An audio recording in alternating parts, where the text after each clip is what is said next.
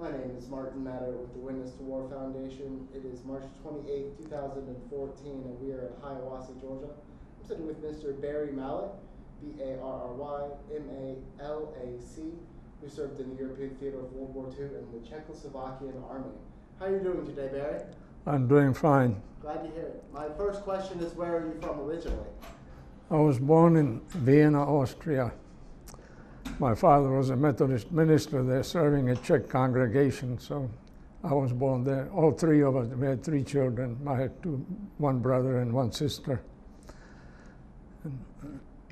So as far as the U.S. is concerned, I'm an Austrian citizen because they go by the time, where you were born rather than what you claim to be your country. But my mother was a Czech and my father was a Moravian, and of course during the time that we were born, was right at the end of the World War I, which was part of Austria-Hungary. So that's why there were also Czechs living in Vienna. There's quite a big population there. And what sort of things did you do growing up? Well, we're living in a quaint little suburb of Vienna named Hitteldorf, on a quaint little street that was called Knödelhüttenstrasse. That means the dumpling houses rooms. It was a brand new subdivision, so there were very few places there that we lived. And so across the street there was nothing but open spaces. And with the neighborhood there, people were grazing their animals and birds, geese and ducks and that sort of thing.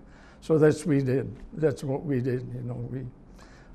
And we lived in a pretty high-class neighborhood because not too far away was the famous house that Maria Theresa built, as a hunting lodge, but the Schönbrunn Palace. So we used to go there on Sunday afternoons, I had a beautiful park, and so we enjoyed those things. But that was pretty much my childhood. And your father was a minister, but did anybody in your family serve in the military prior to you? Well, he served in the Austrian army during the World War I. Fought somewhere in the southern front. He never talked much about the war, but I know that he was in the army. At the time that the war broke out, he was studying ministry in Germany, in Frankfurt, in the seminary. But when the war started, they closed the school and they were all drafted into the army. So they fought on the German side. Walk me through the first couple days of war in Czechoslovakia, the Austrians. Well, it was the time when my father was just moved from one parish to another, to southern town in Jihlava, in Moravia. And since they didn't have the school that I needed to go to, I was just starting high school. I had to go about 30 miles away from another town when they had the high school. And so my father and I went on the bike, to help me register. And on the way back from the town, we stopped at a little place, get something to drink and something to eat. And we heard on the radio that Germany invaded Poland. That was 1st of September 1939, and World War started. So that's where I was, in that place. And what happened next? Well, things began to change because this was early in the spring, in the September. Next spring, we witnessed, the occupation of Czechoslovakia by the German army. That was after the infamous Munich Agreement, when we were sold down the river by our allies, and Germany simply marched in. My sister and I walked to the school, and we came to the main street, and here came the German army rolling in tanks and all, and people on the streets, just shaking their fists, some crying and some cussing and all that, and so that's, for us, that was the end of the freedom, and things began to change. All the German paraphernalia showed the German flags and all that. We saw a lot of uniforms of German army, the brown shirts, you know, the political army, political branch of the army and the regime, and the Gestapo, you know, the famous black leather coats, you know, everywhere. German became an official language, and the strange thing, you know, that in schools, history was not allowed to be taught anymore. They took all the history books and burned them, and started rewriting the history, you know, of Czechoslovakia. So school was no more fun, you know. We just didn't enjoy it. Everything had to be taught in German, and a lot of teachers didn't even know German too well, you know, be able to teach the subject. So we just sort of did best we could, and we sort of made fun, you know, of. We had to, instead of singing the national anthem in the morning, you know, we had to sing German national anthem and the hated SS song, you know, the Die Fahne hoch. And so we always, you know, one of my good friend, you know, who came from the Sudetenland, you know, when they were taken first by the Germany, who spoke perfect German because he learned it right while we were growing up. We sort of got together. He played the guitar, I played the guitar, he played the mandolin, you know, we were singing, and we pretty soon jazzed up the sounds, you know, of the German national anthem and all of that. And we sort of singing, Deutschland, Deutschland, über alles in der Welt. And principal were running, you know, just shut up, you know, they're going to close us down, you know. And so we made it fun, you know, and we haven't learned much during those four years that I've been there, you know. And then, you know, 2-3 months before we were to graduate, Germans finally shut the school down, you know, and we were taken into Germany in the labor camp, most of us, and that's where it started. So that's how the World War started for me. I'd like to just go back and ask you what the Munich Agreement was and how that affected Czechoslovakia. Well, part of the borderlands around Czechoslovakia, mostly in the Bohemia and Moravia that bordered Germany, were occupied, there were a lot of Germans living in there because it was all part of the same empire. So obviously there were a lot of people there that been living there for 200 or 300 years. And they always militated, you know, for free rights, you know, having the full rights. Although they had the full rights, they were allowed to keep their language, they had their own schools, they had their own churches, they have a political representation in the parliament and everything. But Heinlein, who was the leader, you know, of the Nazi movement in Sudetenland, militated, you know, that those lands ought to be taken over and given to Germany. And so that's what Germany demanded. And the Czech government, you know, resisted because he said, no, it's part of our historical lands because they were bounded by mountains. They had natural boundaries that had been there since the 10th century. So they said, that's part of our historical lands, you know, so they belong to us. But Lord Runciman, you know, was representative and was the spokesman, you know, at the meeting with Hitler and some of the other allies, decided that to save the peace, you know, they just give it to him and say, yeah, take it. So Hitler got his land, you know, without a shot fired. Excuse me, Greg? Okay. At the time, you know, the meeting was taking place, the Czech army already mobilized everybody 16 years old and older, and the borders were already taken over by the Czech army.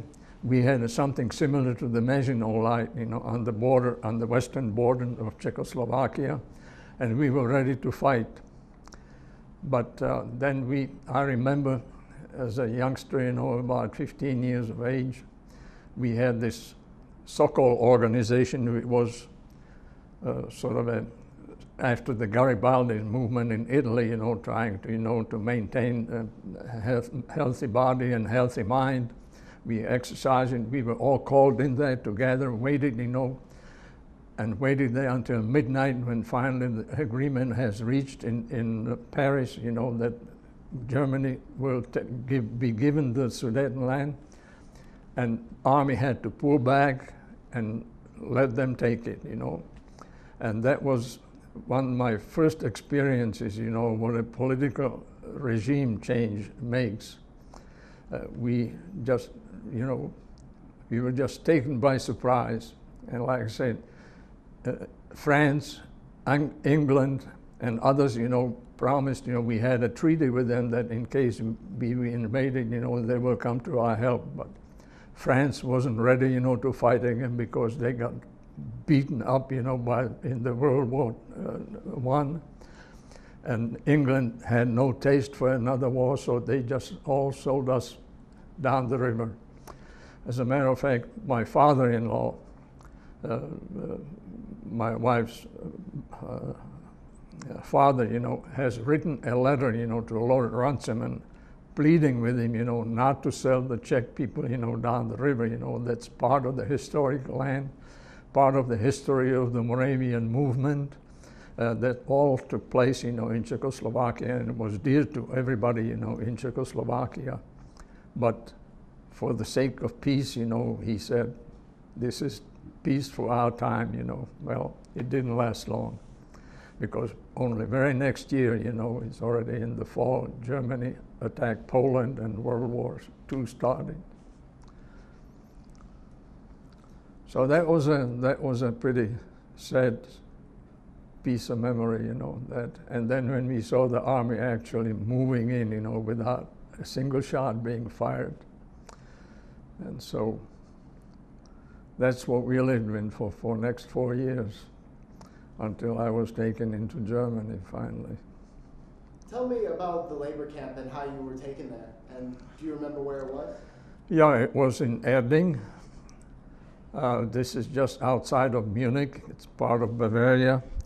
And as a matter of fact, it's the site of the new international airport now, the Erding. It was a German air base. It was a strategic air base in support of Africa Corps on the General Kesselring. Their job was there when they were bringing new fighter planes from the assembly line. They were flown into Erding in the big air base. There they were fitted with armaments, and then the special group of pilots would fly them over to Africa, to General Rommel, and then come pick up another batch and take them down there. And that lasted for only about a year after I got there, but that we were told, when we were actually taken by, we had to report, to the German authorities, and we were given a date, when we were going to be taken by special train to Germany. We didn't know where we were going or anything. We just knew we were going to Germany. We found out, when finally it took us about 2 days to get to Munich. We left from Prague, and we got to Munich. We got there about midnight, and we were marched off the plane. There was a train load, of people from all over parts of Czechoslovakia, and we were marching, to the famous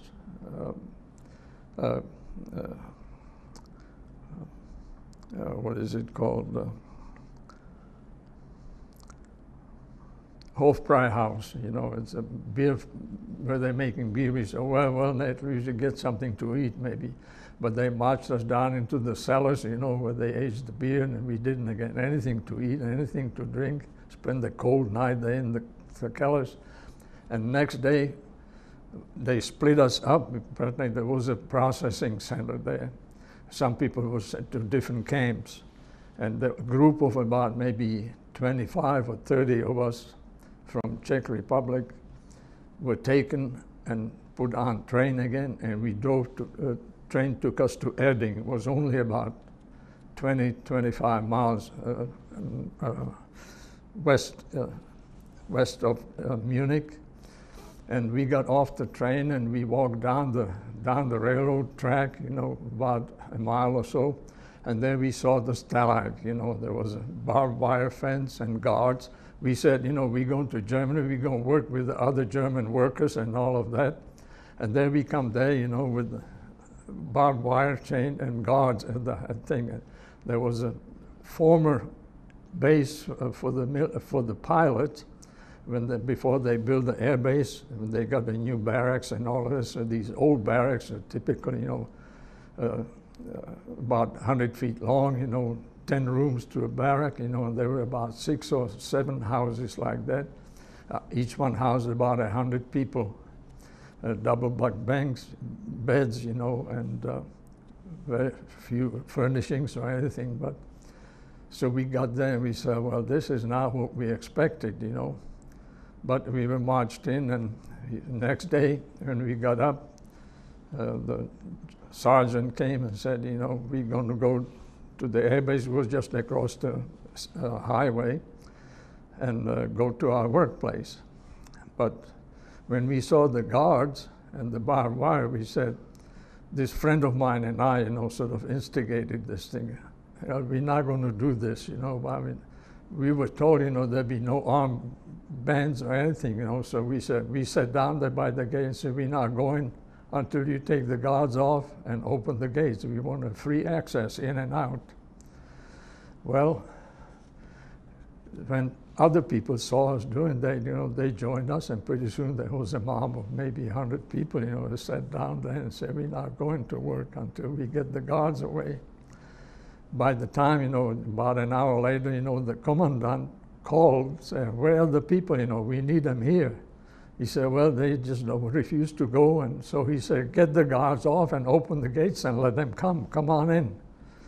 So we finally won that first round, you know, so we walked down there, and then we were assigned to different places to work, some warehouses and this thing. My friend Washek and I, you know, he wrangled, you know, get us a place to work in the engine room, you know, so we both went to engine room. Each were given a German master, you know, we worked with him. There were not too many young people there working, because all the able-bodied men were in the army, because Germany was fighting wars all over the world. And so only the old men and rejects, you know, were there, they were available. That's why they needed all of this labor force. There were millions of people from every occupied country that were taken into Germany, you see, then to work. We were fortunate that this was a very small camp. There were only about 500 or 600 people altogether, including a little extra compound where there were a few Russian POWs, maybe about 20 or 30 or so. The rest of them, there were Poles, there were Czechs, there were Frenchmen, there were Belgians, a few Ukrainians, and so it was reasonably good condition, you know. We had a mess hall where we were eating, and we walked every day, you know, to the air base, getting to our place, and we worked with our German counterparts. And I was assigned to one old Mr. Herre. He was an old little fellow, maybe he was 50, 55, 60 years old. And he was wondering, you know, why in the world did we volunteer to come to work there? I said, heck, we were not volunteered, we were taken. People there didn't know, you know, what was going on. And we found, you know, that there were friendly people. This was southern Germany, Bavaria, actually, you know. There were very friendly people. Most of them were unaware, you know, what was going on. None of them really, I think, agreed with Hitler and his plans, expansion plans. And so they even invited us, you know, on Sunday, you know, come have a dinner with them. And so it was quite a pleasant situation, you know, other than the fact, you know, that we were not allowed to go home, and we had to work all the time, you see, Sundays and all, you know. And so that's the way it was. But we had the opportunity, you know, to visit some of the larger camps, Munich, where there were 10, 15,000 people cramped in this implorable situation, it was looked almost like a concentration camp, And we formed, Washek and I formed a little singing group. We had our instruments and we were singing at night, and that sort of thing. Actually, we were even invited by the commander, sing at some of his festivities, and all that. And so they invited us then, in order, to improve the situation in the labor camps, to go and sing, perform, in one of those huge camps. And it just ended up, there were mostly Frenchmen in there, so we didn't know any French songs or anything, but we sang, but they were all drinking, and they didn't feel any pain. They had a good time, but those conditions were really deplorable. Our little camp, seemed like a paradise by comparison. Let me ask you a couple questions. Were you in the Stalag with anybody you knew from back home, or your brother and sister? Did I what? Were you in the Stalag with your brother and sister, or anybody you knew from back home? Yeah, as a matter of fact, there was one man that was there, that was in my youth group in my father's church. And he had his mandolin with him, because my father always organized a group, of young people. So he was there, and then there were several other people that I had to commute by train, to the town. And one of the stations in between where I lived and where the school was, there were some other students coming on. So we met those people there. So they were from pretty nearby area, We had about maybe a dozen or so people that we already knew. So that was really nice, And what was your friend's name? Do you recall your friend's name from the youth group? Yeah, and he was one of those, that was part of our players in the group. We had about 5 or 6 people who had guitars, and then we sang. And oh, I was asking if you recall his name. Oh, no, I don't remember what his name was anymore, but no, I don't recall his name. And I'd like to ask what sort of work you did in the Stalag. Well, I worked on the engines,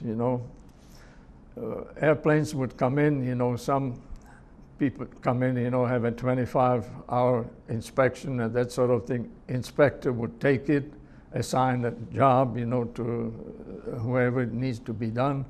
You did the work, and then the inspector inspected, signed off on it, and so it went on. And so I did everything, even though I have never seen inside of an engine before, I worked on the engines. And I got so, that after a while, it was just like Tinker Toys. You just take it apart and put it back together again, I did what I was told.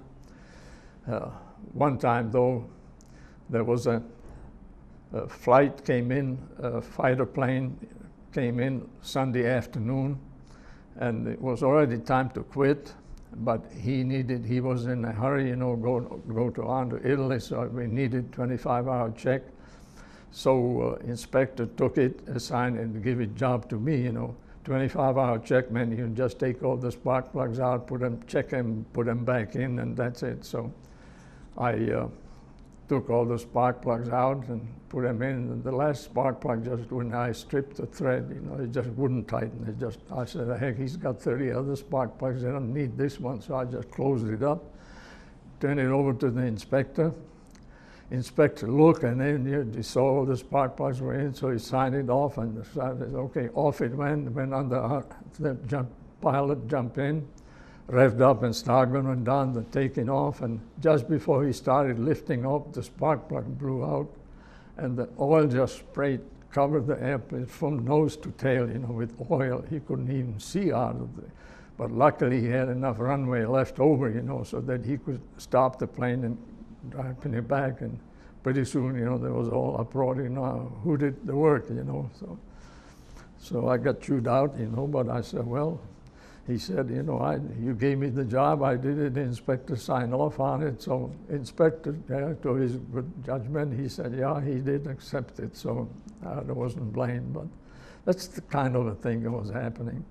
And were a lot of people working on mechanical parts like engines, or did people have other jobs? Oh, yeah, well, there were about half a dozen of us in the engine room, you see, but the others working on fuselage and electronics and those kind of things. And And one little incident there, that I describe in my book, there was a Messerschmitt, they're sitting in the hangar and people checking it out. There was a fellow inside checking out the electrical systems, and the prop man was on a little scaffold, taking off the cowling off the nose cone. And while he was there, apparently the electrician there hit the firing thing, and a shot right out of the cannon, came right by his ear, and the man just stood there, the shot went through into the second story, through the offices and outside the hangar, and they just had to practically pry him off the thing. He was just stiff, he was just scared to death. But luckily nobody got hurt, and so those kind of things, happened. Every day, we get up to the place. First thing we do is just open the doors of the hangar, pull the planes up on the tarmac, and work. If it's weather nice, you work on the outside.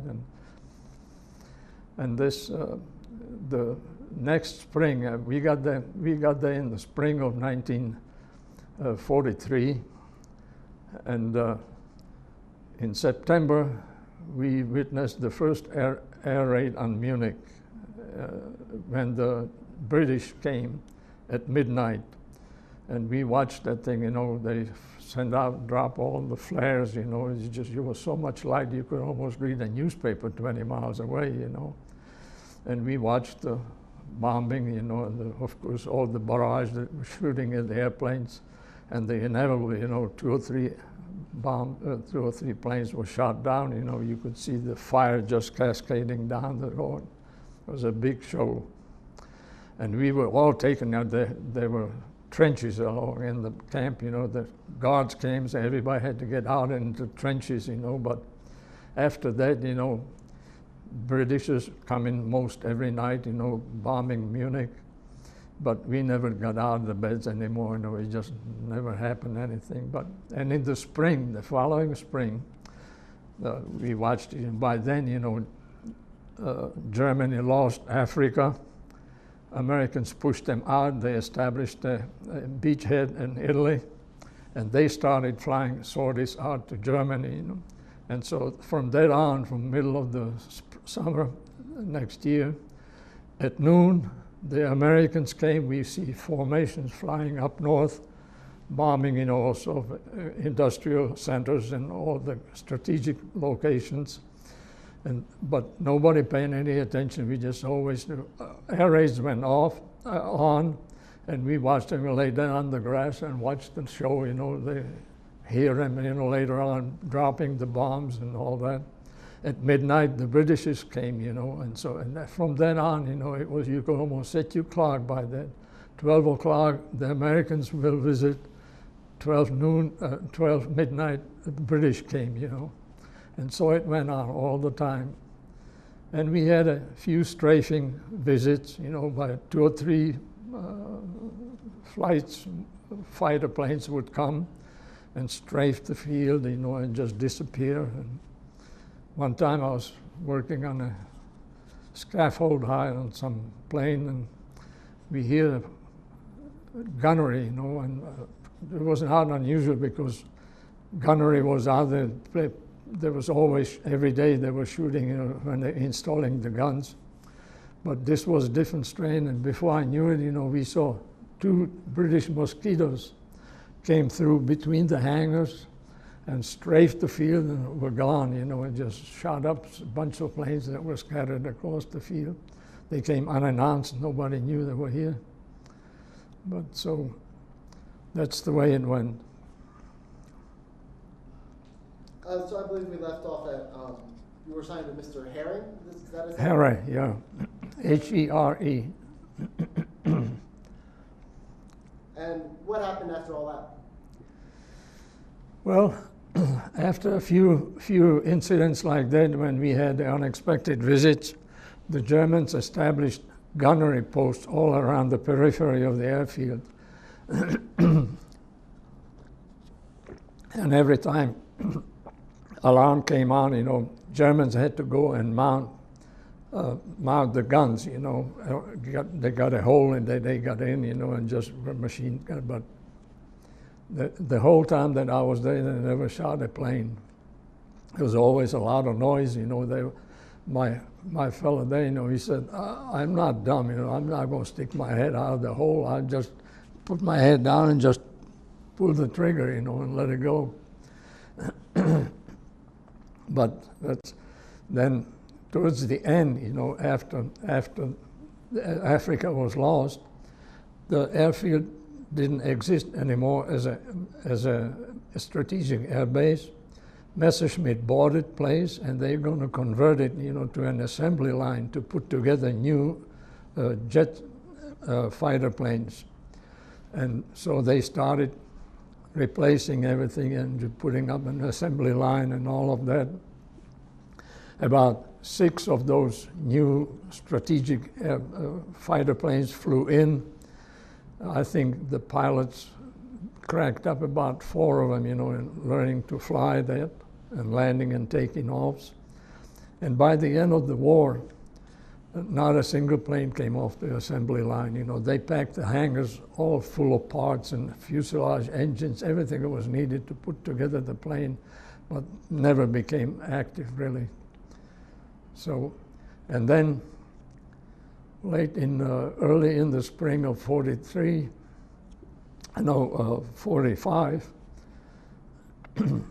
we walk in the afternoon, we walk out of the gate of the air base, and down the road comes an American tank, single solitary tank, you know, obviously a spotter or something.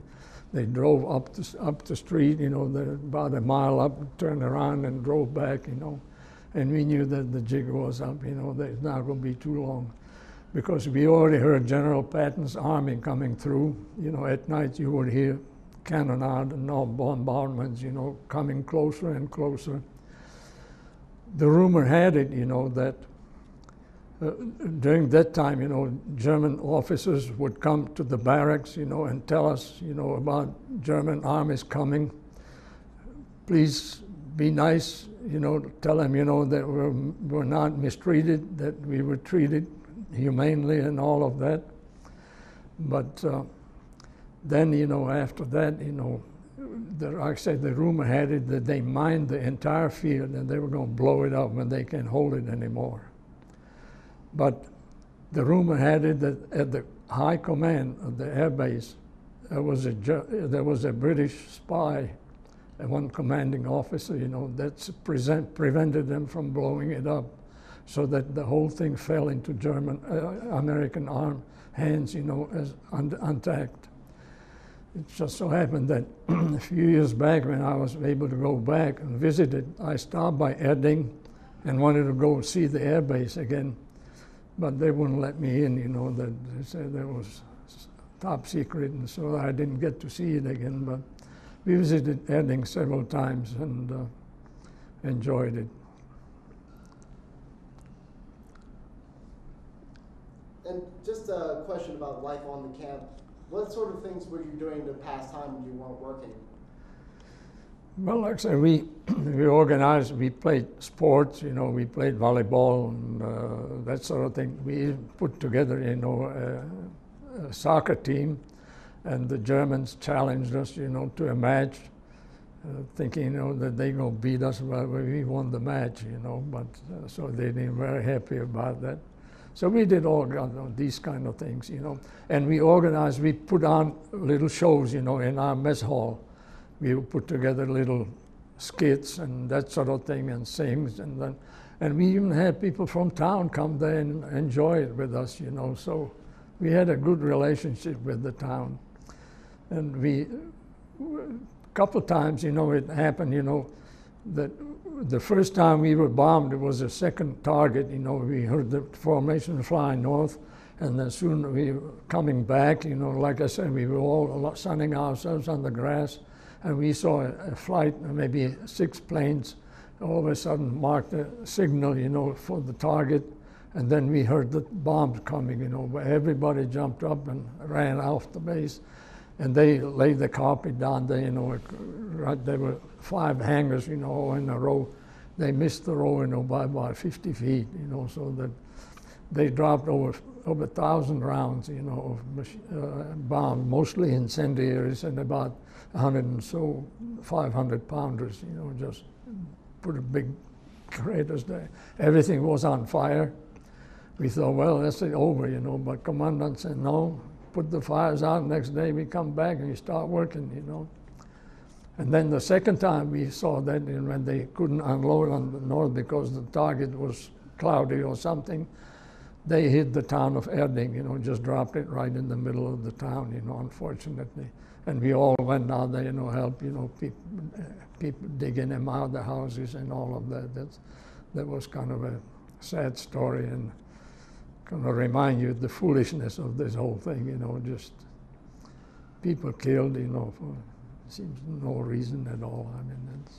Were you worried about losing your life to one of these Allied powers bombing the Stalag? No, we were always glad to see them.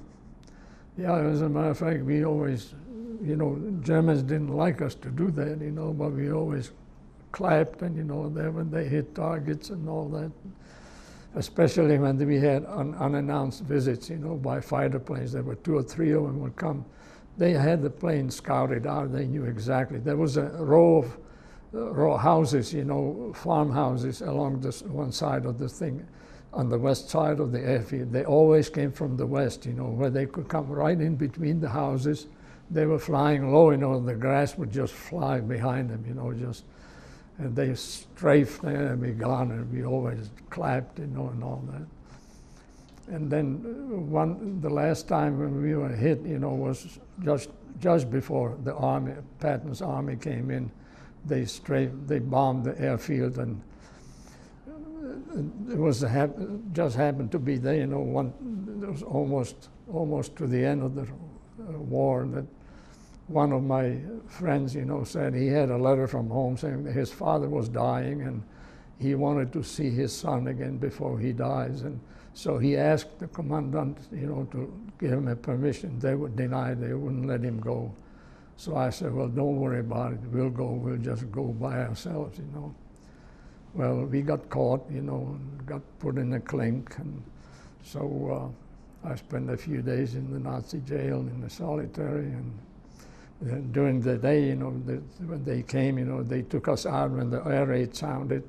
And the guard took us, you know, to that field right there, you know, where they were always coming in on the western side. I told them, this is a bad place to go, you know, I mean, because that's where they always come from. But I said, no, that's where we're going. So we got there, and then the little detachment of Russian POWs came there too, you know. And I was sitting there with one of the Russians, you know, and when we heard the planes coming, you know, and then heard the Russian bombs falling, we jumped up, you know, and there was a creek, the deep cut, you know, in the ground, and we jumped down to the thing, you know, behind a big tree, and just in time when we hit the ground, you know, bombs fell all around us, and this time they were all the incendiaries, you know, that break up, you know, above the ground and store shrapnel around anti-personnel drum bombs. And when we got up, you know, I shook myself off and got up and nudged my neighbor in the cell. It's over, you know. He got a shrapnel, caught him right in the middle of the head. You know, apparently he didn't duck down soon enough, and so he was killed. So that was another sort of a shocking revelation to me, you know, about the foolishness of war.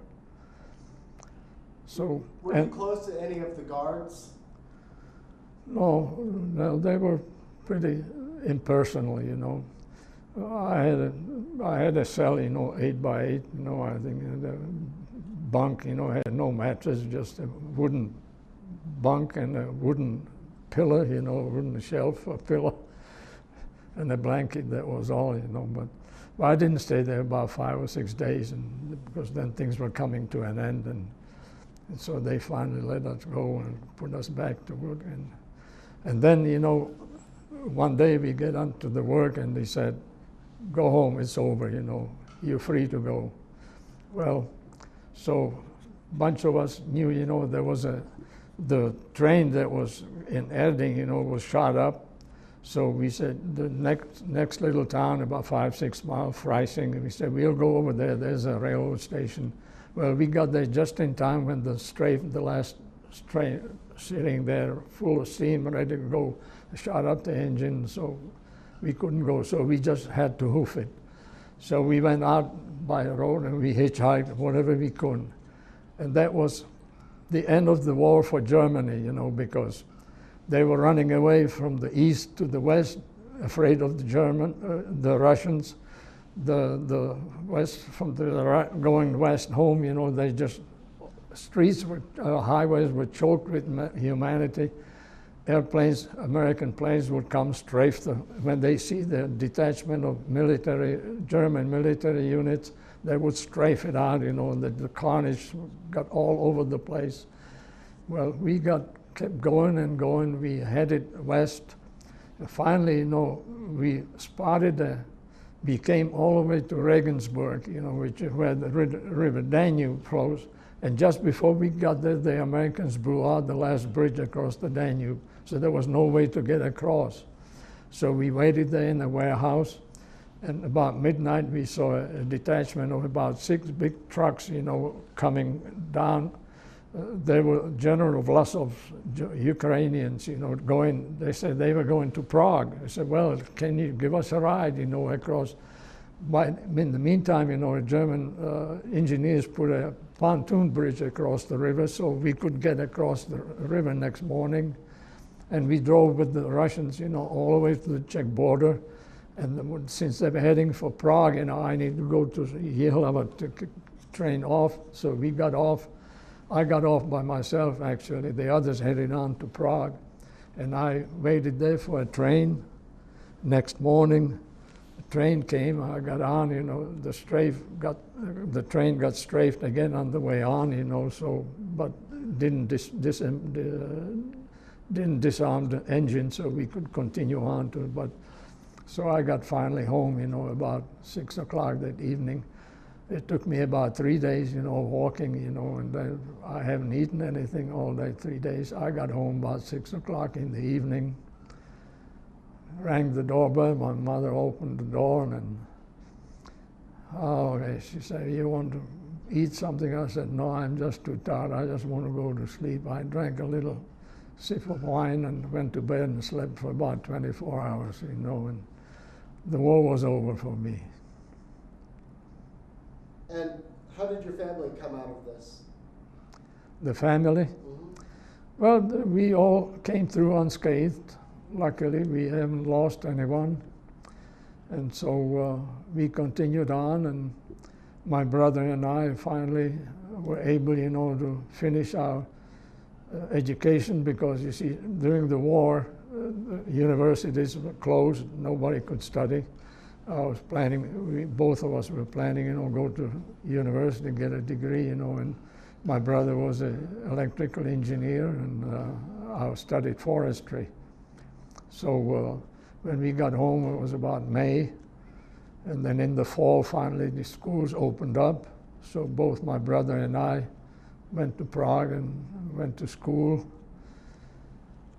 and he finished his degree in electrical engineering, and I studied forestry, like I said, but then I met Marion, and we decided, you know, that we probably didn't, well, you know, by then that the communists took over, you know, in Czechoslovakia, so I knew that because I had no chance, and because nobody could go to school unless the government allows that, you know, and so they wouldn't want me to do that. And so I said, I better go. You couldn't get a passport to get out until you served the military service. So I was already about 21 years old, you know, when I got there. I said, well, I better get my military service off now before I get too old to play soldiers. And so I got in the army, and while I got in the army, you know, the communist putsch happened, and I was shut out, you know. Borders were closed, nobody was allowed to go there, so I decided, I knew that the only way I get out is just get out on my own. And that's what I did. I served my military service, which was full of intrigues as well. But when I finished, my plan was, that I'm just going to muster out. I go straight across the border to the western part of Germany, and head on. But it didn't quite work out that way, because when I got home, I had a word that my father-in-law found a person, who was helping people across the border. He was familiar with the territory and on the borders, and so he offered to help me, but I got home and word came from him. He said, I have to find another place, because the place that was going to take me over, he says, is being mined over and fenced, so I have to find a different location. So I wasn't even planning to go back home, let my people know, because I wanted them to be able, when the Secret Service comes, ask them, where am I? They say, well, we know where he is. We never saw him, but it didn't work out that way. But anyway, I did get across, and had to cross at night and on my own, and got into Munich, and we made arrangements.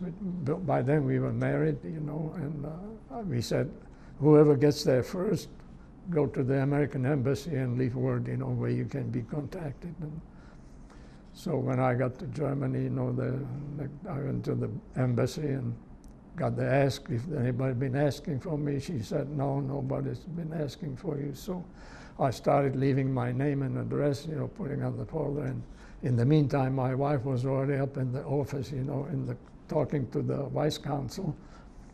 And when she finished there, she's coming out. She just saw me signing that thing, so we find ourselves there. So we went back to see the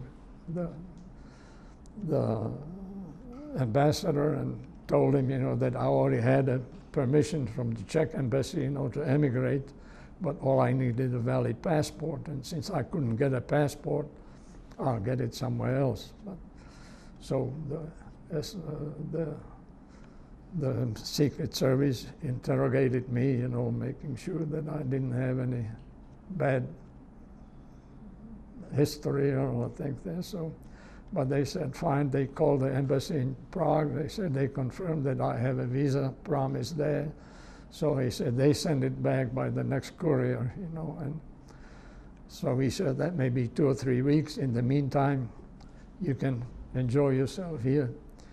And so I went a couple of times. One time I had a chance, visit Munich during the war, visit the Methodist church there.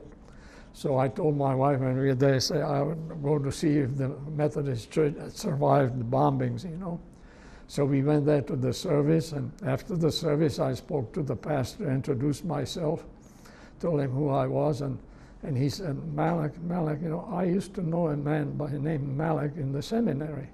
And I said, well, that was my father. See, they were together in seminary. And then they served together in Vienna, the Methodist church. So he invited me to the church, to this house, and gave us a dinner, and we told him what our situation was, and told him we were looking for some cheaper place rather than have to pay the $8 a night, for the hotel. He said, well, look, American Army gave us a resort that they liberated in the Alps on a beautiful alpine lake, So we use it as our conference center, and we have a hostel there.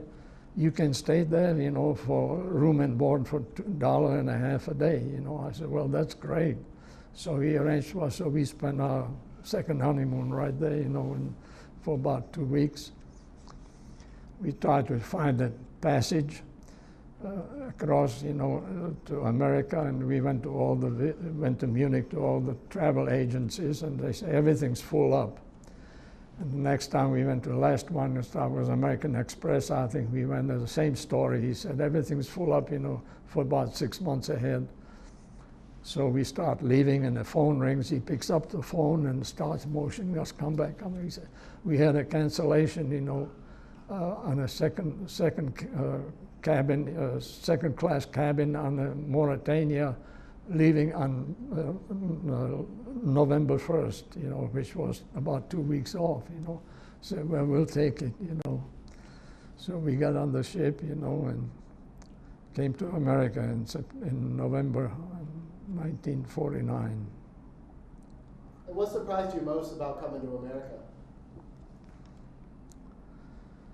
Well, it was all different. It was big, it was noisy, a lot of people. But, you know, I was so anxious to see the Statue of Liberty when we pulled in the harbor in New York. I couldn't see it because it was cloudy and murky, you know, it just didn't look very welcoming, you know. But we got off the boat on pier, and there comes this nice-looking lady and asked, "Are you Mr. Malac?" I said, "Yes." I don't know who in the world knew about who he was. And it was the Board of Missions, you know, sent somebody there to meet us. They took us to the Prince George Hotel downtown Manhattan, you know, a big classy hotel. Put us up in there, and then, you know, I haven't eaten anything while on the ship, you know, because it was a stormy crossing across the Atlantic in the fall, you know, it was just half the crew got sick. So I haven't eaten anything except the very first night when we were still at anchor, you know, but so I was weak, and we got in the elevator, the room was way up there, about 120 miles up, you know, and just I was up in the 100th floor, my stomach was still in the bottom, you know, so, but we survived all of that. And then, you know, the story I tell you, I got to New York, I had a wife, 4 suitcases, and $8 in my pocket. That's all we had, you know, that we started with. So we got, next morning, we got down to the Board of Mission, and there was a letter. She said, "You have a letter here from your aunt from China, Texas." And there was a $100 bill, you know, in there for late wedding present. So we had enough, because we were going to go to Texas to spend a few days, you know, there with one of her aunts in Houston. So we had enough money to buy the ticket, you know. And since I planned on finishing my studies, you know, here, because I didn't finish over there because the communists threw me out. So we stopped on the way. I had a recommendation from the bishop, you know, that Duke University is a good school for forestry. At that time, in 1950s, you know, it was number 2 in the United States, other than the one in California. And so I thought, well, yeah, I want to go to Duke. So we stopped by there on the way, said, if there any chance that I could start here now, are there any jobs to be had, you know, for my wife and myself, so we can work part-time, you know, and go to school? Said no, because veterans were coming back, you know, they were all taking up jobs, and so we went on to Texas, and I got a job there with the lumber company and worked there for about 8 months, and then next summer we decided we saved enough money, we'll go back to school. So we bought a car and drove up to North Carolina and go to Duke University and graduated there. It just so turned, you know, that even though I didn't have but completed 6 semesters, you know, at college, I had enough credits to get a bachelor's degree and a half of my master's degree, you know, for those credits. But the catch was that if you want a master's degree, you have to spend a residency, you know, another year. I said, no, I already got a master's degree then, you know, and so I said, I'll just go on, keep your bachelor. So I didn't have a graduation from high school. I didn't graduate from college. I don't have a bachelor's degree. I just had a master's degree, you know, from forestry, you know, in Duke. Just a couple more questions about your time during the war. What's the strangest thing that you ever saw while you were either living in the city or working in the prison camp? When we got to Durham, North Carolina, we got off the train, and I saw firsthand the problem of segregation, whites only and black only, you know. Before I got even back, you know, I was sent as a delegate, you know, to the first World Conference of Christian Youth after the war in Oslo, Norway. And so I met a lot of Americans there, you know, and they all were very much, you know, segregationists, you know, and I sort of always argued, you know, there is no room for segregation, you know, because we all men, you know, of equal rights. And they always told me, well, you better not even go back home. Just come on. When you're in Oslo, you're out of there, just come on to America right now. I said no, because I don't think communism has nothing to offer to Czech Republic, because we had the industry, we had the best industry in the world, we had good agriculture, we were self-sustaining, we had no debts to anyone, we exported a lot of stuff. We had excellent education. There were people that were selling papers on the street that had PhDs, complete literacy, and all of that. What can they offer us that we don't already have, But they proved me wrong, because just a year later, we were sold down the river again. Because the Russians, that came with the Russian legionnaires, they were indoctrinated, and they forced the issue. They took over the parliament, and they challenged President Benesh, that you either give us the right or we're going to invite the Russian army. And the Russian army was on the borders waiting to move in. So he just resigned, and they took it over. And it was just like, that was far worse than the Nazi occupation, because when the Nazis came, we knew those were our enemies, We knew who they were, but these were our own people, When I was in the military, I finished the basic training at the top of my class, so I was sent, to the officers' training school. And it was while I was there, that a few months after I got there, that the communists took over the government, and everything became communist, you see. And I was drummed out of the corps there with big pomp and circumstance, stripped all my medals and all of that. And I said, you're not worthy of wearing the uniform of a Czech officer in the army. And they just about blew me off. I was just declared enemy of the people, just betrayed by my own people. That was the worst thing that's ever happened to me. Were there any other memories of the Stalag or living in German-occupied Czechoslovakia that you still recall that you might like to talk about? No, I haven't. Really, when people ask me, what were your best times in your life? I said the 2 years in the Stalag. Because I learned 2 languages. See, in order to graduate from high school, you had to have 2 foreign languages, So I took French because they didn't have an English teacher. I wanted to learn English, but I took French and German, because it was compulsory. But I couldn't buy a loaf of bread if I had to, because we just hated German. And I didn't know enough about French.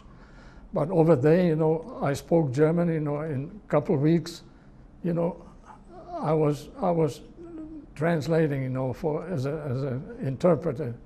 And then after Vasek disappeared, I befriended this fellow from Belgium. He and his father were both there. He was an officer, that was captured at the National line, and they both worked over there, and then so he actually asked, the commandant, the sergeant, in the camp, if he could bunk with me, in the thing. So we spoke French together, and so I became pretty fluent in French. So that was, to me, I learned a lot about human nature. I found some very friendly Germans. There's only one German that I said, if I ever survive the war, I'm going to settle the score with him, But I never did. When we first visited Munich, I thought I saw him, We were walking downtown Munich, and I saw him coming across the bridge. And I thought maybe he recognized me because he moved over to the next sidewalk. But I said, heck, I would go and shake his hand, if he'd just let me. I had harbored no ill feelings against him, because that's what got me in the hot water with the communists, When I got in the army, we had political training. That means we had a political officer. We were reading papers and discussing current political affairs and this sort of thing. And I was always very vocal. I was throwing the Nazis and the communists and fascists all in the same bag, you see. And you know, those rascals written down every word I ever said. When I finished my basic training, they already had a dossier that big, you know, all the things that I have ever said. And so they said, the last day I'd be coming after training, you know, my officer pulled me out of the ranks and he said, I got something I have to tell you. You're ending up your basic training at the top of your class. And you well deserved, you know, go to the officers training school. But the commandant doesn't agree with me because they say I'm politically unreliable, you know. And he told me, you know, they were keeping all this information from me. He says, but I'm going to fight for you, make sure that you get through. Well, I did go back, but I never had a chance to thank him. I could never find him. I don't know what happened to him. But it didn't last long over there either, you know. But by the time the communists came again, I was on the training field. A fellow came there, the commandant wants to see you, you know, so I had to call me there, and then they organized this big party at lunchtime, and the whole cadre was there having lunch. There was a big table full of officers, you know, and all that. And me and one other fellow, you know, was booted out of the Air Academy for the same reasons, you know. Both of us were just stripped of our ranks and just bad. I mean, it's unbelievable, you know, what was going on. Well, were there any other stories you were looking to tell? Any closing statements? I don't know. The only thing I can say, you know, that what always worried me, you know, when I came from the very beginning, I found the Americans very complacent. They wouldn't understand, you know, what it was all about. They say, oh, we got it, we're number one, you know. But I tell you, America's not what it was when I came in 1953. It's changed. And I don't know what's going to happen. It's just become too selfish, too greedy. And but I still feel, you know, very thankful that because America's been good to me. And I enjoyed it, and I wouldn't trade it for anything. Well, it's been a true honor and a pleasure to get to speak to you today. I'd like to thank you very much for taking the time, but most importantly, I'd like to thank you very much for your service. Well, thank you. I appreciate that. You know, I don't know how much it's worth to anybody, you know, but I enjoyed it. This country was built on people like you, so it's a real honor to get to speak to you.